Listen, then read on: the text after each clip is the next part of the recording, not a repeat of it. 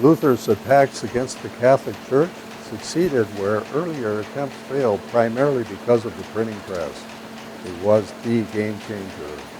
For the first time ever, one man could change the course of human history almost overnight. And in his case, Luther had a ready, willing, and able audience, corrupt societies that hated the Catholic Church.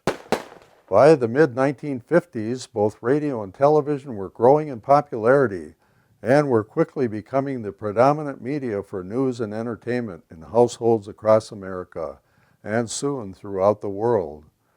By that time also, the errors of modernism, Freemasonry, and communism had made inroads into the family home, poisoning the minds of generations of young and old alike. Take, for example, the evolving lyrics of songs promoting promiscuity and infidelity, early television promoting violence in cartoons like Popeye, Roadrunner, and Bugs Bunny, and men's magazines treating women as objects of lust, not to mention the all-pervasive J.C. Penney and Sears catalogs featuring men and women in their underwear.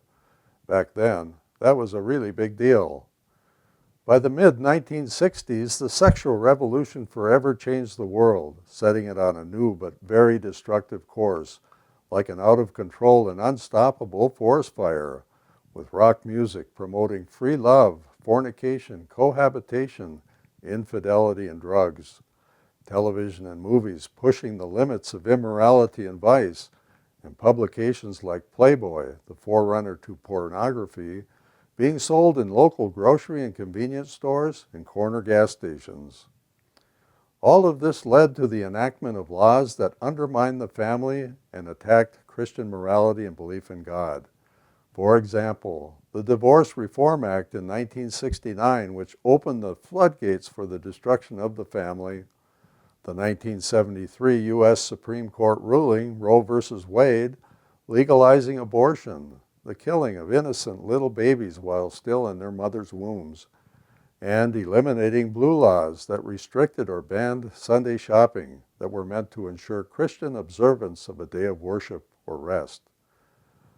When the internet went public in 1991 and Google became the #1 search engine around 2002, worldwide satanic infiltration became pandemic because of easy access through desktop computers and the advent of portable devices like cell phones, iPods, iPads, and notebooks. Even young children had instant access to evil in its many shades and colors.